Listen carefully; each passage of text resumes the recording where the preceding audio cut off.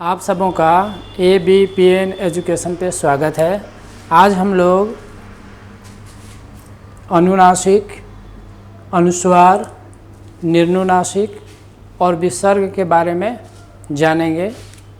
इनको जानना इसलिए ज़रूरी है क्योंकि हिंदी में कई ऐसे शब्द हैं, जब अगर इन चीज़ों पे अगर जानकारी नहीं होगी तो हमारे शब्द गलत हो सकते हैं, उच्चारण गलत हो सकते हैं और इसको लेकर के विद्यार्थियों में कई तरह के उलझन रहते हैं। तो हम लोग इसको देखते हैं ताकि आपका उलझन नहीं रहे इन चीज़ों को लेकर के। तो चलिए देखते हैं हम लोग क्रमबद्ध। तो सबसे पहले देखिए अनुनासिक। अनुनासिक को चिन्ह के रूप में अगर देखा जाए तो इसको हम इस रूप में देते हैं, जैसे हम लोग चांद लिखते हैं इस तरह से। ऐसे बहुत सारे चीज़ जो हम लोग लिखते हैं, जैसे दांत देते हैं। तो देखेंगे कि ये अनुनासिक क्या है।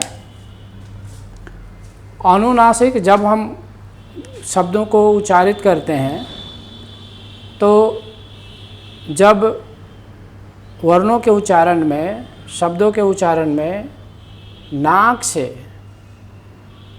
से ध्वनि कम और मुंह से ज़्यादा निकले। ध्यान देंगे, अनुनासिक का अर्थ हुआ कि मुख से ज़्यादा ध्वनि निकले और नाक से कम। इसको उल्टा भी कर सकते हैं कि नाक से कम, मुख से ज़्यादा। ठीक है। और हम हिंदी में कोई भी शब्द बोलते हैं, हिंदी में जितने भी शब्द हैं वो दो तरह के स्वरों से उनको बोला जाता है।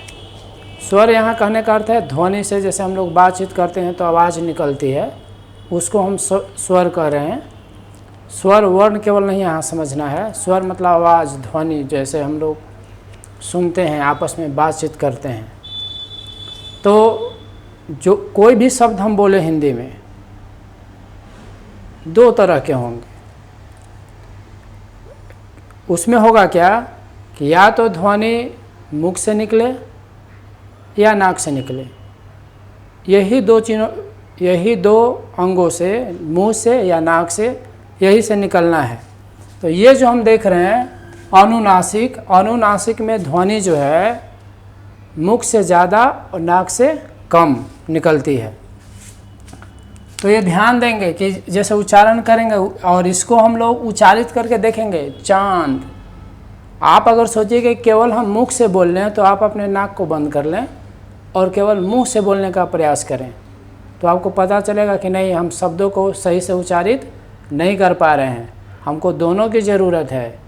एक बार आप नाक बंद करके बोलिए, एक बार मुंह बंद करके बोलिए, तो आप बोल ही नहीं सकते हैं। और केवल नाक से शब्दों को नहीं बोला जा सकता है। हाँ, लेकिन ठीक उच्चारित करने के लिए नाक की ज़रूरत पड़ती है कई शब्दों में। तो जहाँ भी चंद्र बिंदु रहे, ये जो आप देख रहे हैं चंद्र बिंदु का इस तरह से कई ऐसे शब्द हैं। तो जब भी उच्चारित करेंगे तो ध्यान में रखना है कि जैसे ऐसे हम बना रहे हैं तो हम लोग मुंह का भी आकृति इस तरह से बनाते हैं। चेहरा अगर हम किसी का बनाते हैं, व्यक्ति का, मान लीजिए नाक के आदमी का अगर बनाना है, जैसे नाक इस तरह से बना दिए और यहाँ इस तरह से मुंह बनाते हैं, यहाँ आँख बनाते हैं, ऐसे मान लीजिए।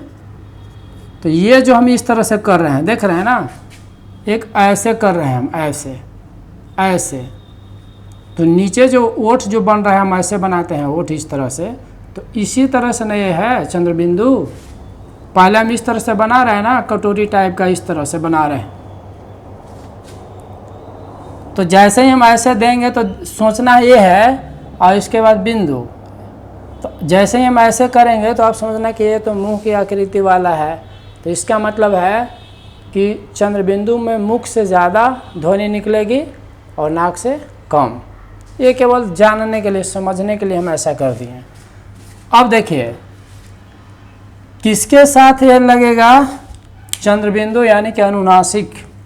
अनुनासिक जो चिन्ह होंगे कैसे शब्दों के साथ लगेंगे, तो आपको ध्यान रखना है कि वैसे शब्दों के साथ अनुनासिक ध्वनि का चिन्ह दिया जाता है अनुनासिक को अनुनासिक का जो ध्वनि है वो स्वर टाइप का है, ठीक है। तो ये जो है तत्सम से यानी कि संस्कृत से जो शब्द आए हैं और उसके रूप बदल करके जो तद्भव रूप हो गया है, यानी कि आप ये समझिए कि जो तत्सम शब्द हैं, तत्सम शब्द हम लोग आगे शब्द पढ़ेंगे शब्द विचार में, तत्सम और तद्भव, ठीक है, तद्भव शब्द। तो तत्सम में जैसे मान लेते हैं हम कि लिख रहे हैं अंगुष्ठ, हम अंगुष्ठ लिखें, ठीक है।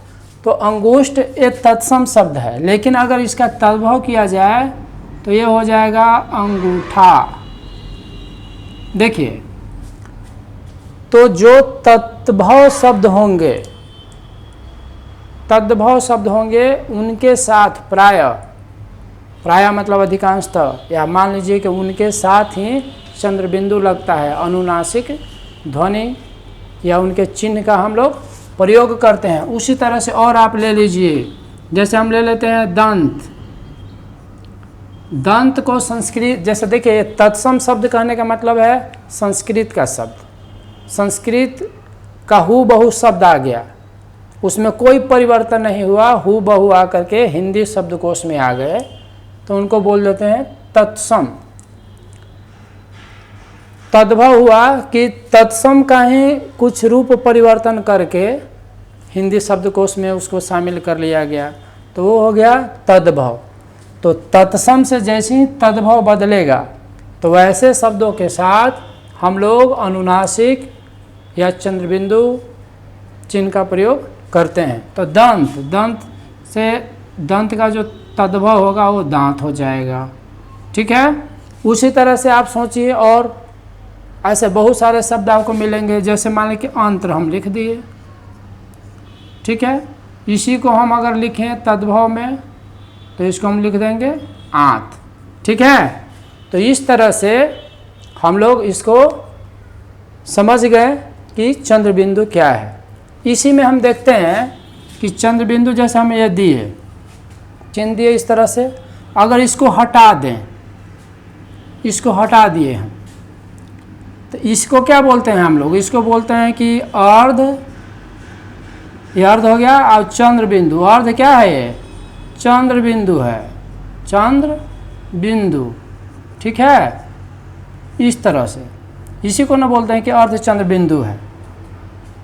तो अर्ध चंद्रबिंदु कहाँ लगेगा, ठीक है। देखिए, आप ऐसे शब्दों को चुनिए, सोचिए अपने मन में। चलिए हम लोग देखते हैं, जैसे हम लिखते हैं कॉलेज,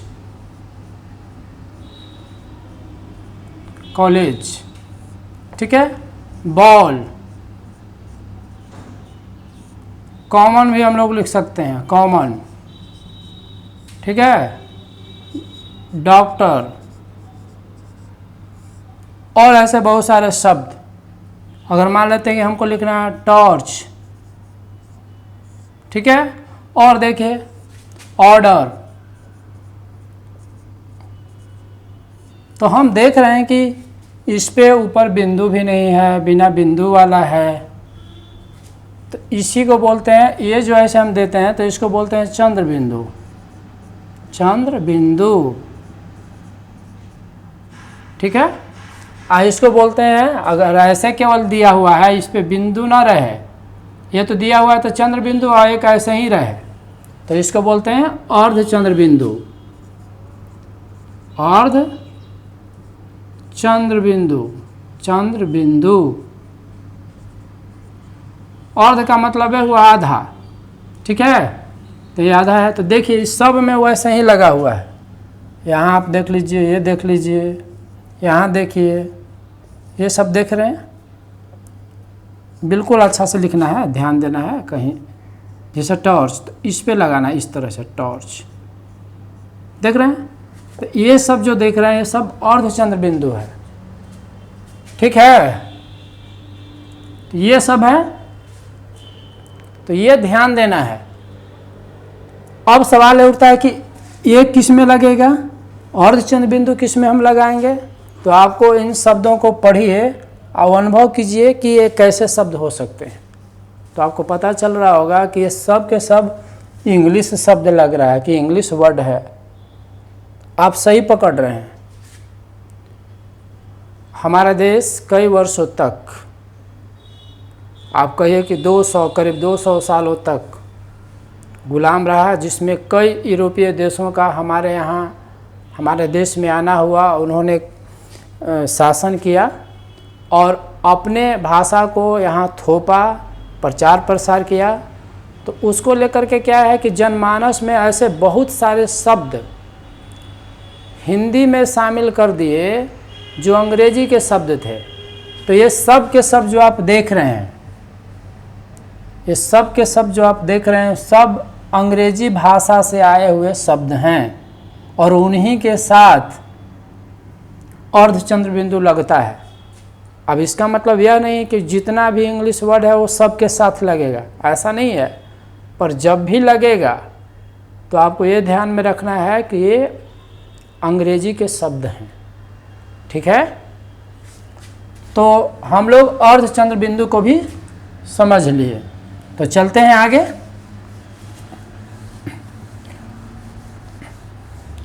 हिंदी में जैसे कि बताएं कि कुछ भी आप बोलिएगा तो या तो अनुनासिक होगा या निर्नासिक होगा, यानी कि आप शब्दों को उच्चारित नाक मुंह के सहारे कर रहे हैं या केवल मुंह के सहारे कर रहे हैं, यही हो सकता है।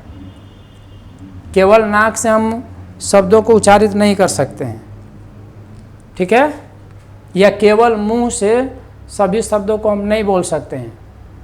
तो अब आगे हम चलेंगे किस में, अनुस्वार में,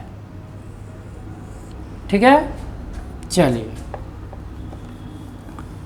अनुस्वार ऐसे आमतौर पे सोचते हैं कि केवल नाक से बोला जाता है, बल्कि आप इसको ऐसा आप समझिए कि अनुस्वार को अधिकांश जो उच्चारण है तो नाक से अधिक और मुंह से बहुत ही कम, ठीक है। आप देखिए इसमें क्या है, अनुनासिक में हमने जाना कि मुंह से अधिक, ध्वनि का उच्चारण मुंह से अधिक, नाक से कम या बहुत कम। उसी तरह से अनुस्वार में क्या है कि नाक से अधिक और मुंह से कम, कम उसके तुलना में बहुत कम, नाक के तुलना में, ठीक है। तो अब देखेंगे, आप इसको बोल सकते हैं कि वर्णों के उच्चारण के क्रम में जब हम नाक से इन ध्वनियों को निकालते हैं, ये मूलतः जो है इनको व्यंजन माना गया है, व्यंजन स्वर में आ जाते हैं, आवाज़ ध्वनि। जैसे मान लें कि बोल रहे हैं ऐसे, ए से निकला है, यही ना अन है, और इसी के चिन्ह के रूप में हम लोग बोलते हैं कि नहीं ये जो है अनुस्वार है, तो इसी से इसकी उत्पत्ति है, यही है। अब हम लिखे अन, बोल रहे हैं अन, ऐसे इस तरह की ध्वनि आ रही है, तो ये देखिए ये न की ध्वनि आ रही है, तो ये तो व्यंजन में आ जाएगा। जैसे विसर्ग में भी हम लोग इस तरह से लिखते हैं अह, तो ये जो विसर्ग का ये चिन्ह हुआ, विसर्ग तो कहते हैं अह, तो इसमें ह की ध्वनि आती है। तो ह क्या है, न भी और ह भी दोनों के दोनों व्यंजन है। व्यंजन स्वर में आप समझिए, व्यंजन आवाज़ ध्वनि में, ये व्यंजन वर्ण के अंतर्गत ऐसे कह सकते हैं उच्चारण के लिए। ऐसे ये दोनों के दोनों ये अयोगवा हैं, न स्वर है और न व्यंजन है, लेकिन उच्चारण में हम देख रहे हैं कि किसके साथ ज़्यादा जा रहा है। तो उच्चारण के दृष्टि से इसको व्यंजन स्वर में गिना जाता है, ठीक है। अब कहिएगा कि व्यंजन स्वर थोड़ा ही होता है, स्वर वर्ण अलग, व्यंजन वर्ण अलग। यहाँ आवाज़ को लेकर हम बोल रहे हैं, ध्वनि जैसे हम लोग बातचीत कर रहे हैं, ठीक है। तो इसमें जो भी होंगे, तो हम लोगों ने देखा कि अनुस्वार जो है जब हम लिखते हैं, जैसे मान लेते हैं कि आप लिख रहे हैं, कुछ भी लिखिए, जैसे आप लिख रहे हैं अंगूर, लिखिए अंगूर इस तरह से। अंगूर आप बोलें और नाक बंद कर लें, नाक बंद करके अंगूर बोलने का प्रयास कीजिए, नहीं बोल पाएंगे आप। नाक की ज़रूरत पड़ती है, और जहाँ भी अनुस्वार आ जाए इसका उच्चारण स्थान ही है नासिका। नाक की तो ज़रूरत पड़ेगी ही। अगर नाक का अगर आपने सहारा नहीं लिया तो जितने भी हिंदी में, हिंदी शब्दकोश में अनुस्वार वाले वर्ण हैं उसको आप ठीक से उच्चारित नहीं कर पाएंगे। ठीक है, तो वैसे व्यंजन स्वर आप समझ लीजिए जिनका उच्चारण नाक के माध्यम से होता है। ठीक है, और ये जो हैं बहुत सारे देख रहे हैं आप, इसके कई रूप हैं। ये कहीं ये न के रूप में आएगा, कहीं ये माँ के रूप में आएगा, कहीं यह य के रूप में आएगा। यानी कि जो हम लोग देखते हैं क वर्ग, च वर्ग, इसके लिए हम लोग अलग से एक वीडियो बनाएंगे, उसमें हम लोग बेहतर समझेंगे। यानी कहने का अर्थ है कि इसका जो प्रयोग है अनुस्वार का, ये भी हो सकता है उच्चारण में और न भी हो सकता है। यानी कि ये उच्चारण अन्न जो हम लोग बोल रहे हैं, यानी कि न का भी उच्चारण होगा। तो देखिए न तो ये शामिल है, इसका अन्न का भी उच्चारण होगा और साथ में इनका भी उच्चारण होगा। हम देखेंगे, जैसे मान लीजिए आप गंगा बोल रहे हैं, गंगा गंगा, तो इसमें अंग की ध्वनि आ रही है कि नहीं आ रही है? आ रही है। तो अनुस्वार का केवल मतलब यह नहीं है कि ये सब भी जो हम लोग देखेंगे पंचमाक्षर में, इसको हम लोग समझेंगे। तो हम लोग अनुस्वार समझ गए। ऐसे बहुत सारे शब्द हैं जिसमें हम लोग अनुस्वार को लगाते हैं। अब जैसे आप लिखिए, बहुत सारे शब्द होंगे, अंक, और देखिए जैसे अंक गणित हम लोग बनाते हैं, अंक गणित पढ़ते हैं आप लोग ये गणित में, और बहुत सारे शब्द आप देखिए। ठीक है, चलिए अब उसके बाद क्या है? निर्नुनासिक। निर्नुनासिक, यहाँ देखिए अनुनासिक, ये है निर्नुनासिक। निर्नुनासिक का मतलब हुआ कि जब हम कोई शब्द को बोलेंगे तो केवल मुंह का प्रयोग है इसमें, केवल मुख, और किन्हीं जैसे नाक की ज़रूरत नहीं है इसमें। और पुनः एक बार आपको बता रहे हैं, हम कुछ भी बोलेंगे तो या तो मुख का यूज करेंगे ध्वनि निकालने में, या तो मुख की भूमिका होगी या नाक की भूमिका होगी। ये दो रूपों में बांटा गया है। ठीक है, तो ऐसे हम शब्दों का उच्चारण करते हैं तो तालु मूर्धा ये सब है, लेकिन जब इस रूप में अगर बांटा जाए, जैसे हम शब्द को बोल रहे हैं नाक और मुंह के आधार पे कि इसमें कौन, तो सिर्फ दो ही ये चीज़ हैं कि नाक या मुंह, यही से हम उच्चारित करते हैं, और कोई अंक की ज़रूरत नहीं पड़ती है। और निर्नुनासिक में केवल मुंह का प्रयोग करते हैं, मुख। देखिए कैसे, आप इसमें नाक बंद करके बोल सकते हैं धड़ल्ले से, कोई दिक्कत नहीं है। जैसे हम लिखें इधर, आप नाक बंद कर लीजिए और बोलिए इधर, कोई दिक्कत नहीं होगी। उधर, या, ऐसे सभी वर्ण जिसमें आप ध्यान दीजिए ये नहीं आए और न इस वर्ण का प्रयोग, कोई शब्द बोल सकते हैं जिसमें अन न हो, न हो, म न हो, य न हो, न ये टवर्गी न हो, और ये तवर्गी न यहाँ पर है, यानी कि अंग न हो। मान लीजिए इस तरह से हम लिख दिए, इसको छोड़ दीजिए, ऐसा शब्द बनाइए जिसमें ये शामिल न रहे ये सब, तब कोई भी बोलिएगा तो केवल मुख से बोल सकते हैं, नाक पूरा बंद करके बोल सकते हैं। तो अगर हमने वैसे बोल दिया तो बोलेंगे कि ये जो स्वर है, ये जो शब्द हैं, उसमें निर्नुनासिक का इस्तेमाल किया गया है उच्चारण में। निर्नुनासिक केवल मुख से बोल देंगे। ठीक है, चलिए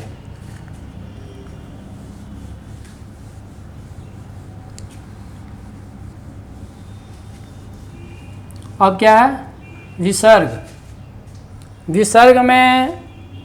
विसर्ग का हम लोग संकेत देखें। विसर्ग के संकेत में जैसे ये लिखा हुआ है, जैसे हम लोग लिखते हैं अतः, प्रातः, प्रायः, और शब्द देखिए जैसे दुख भी लोग इस तरह से लिख देते हैं। ये संस्कृत का है। अब इसमें देखिए ये सब जो आप देख रहे हैं ये सब संस्कृत के तत्सम शब्द हैं, और हम सभी जानते हैं कि बहुत सारे शब्द, हिंदी की उत्पत्ति ही संस्कृत से हुई है या उसके बाद वाले जो भाषा बने हैं उसी से। तो बहुत सारे शब्द, हजारों में ऐसे शब्द जो हैं जो हिंदी के संस्कृत के हूबहू हिंदी में आ गए हैं, और उसमें विसर्ग वाले भी हैं। तो इसका उपयोग, विसर्ग का उपयोग तो सबसे अधिक संस्कृत भाषा में ही होती है, पर हिंदी में भी बहुत सारे ऐसे शब्द आ गए हैं जिनमें विसर्ग लगता है, जिसकी ध्वनि में ह आकार की मात्रा रहती है। ह, अतः, अह, इसको क्या पढ़ते, इसी से इसकी उत्पत्ति मानी जाती है।